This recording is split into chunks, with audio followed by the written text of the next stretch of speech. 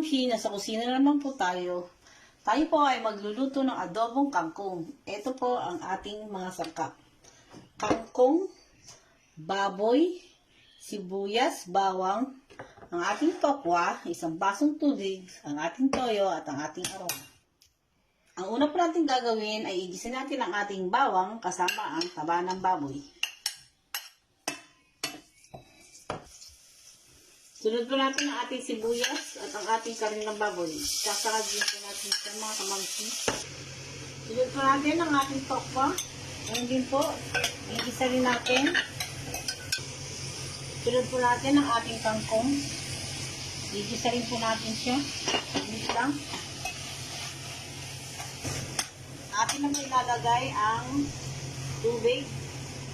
Lalagyan na po natin siya ng konting toyo.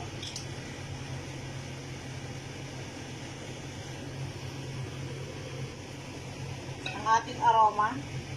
Pakulaan na po natin siya hanggang siya ay maluto. Ito na po mga kamamshi. Ito na po ang ating kangkong.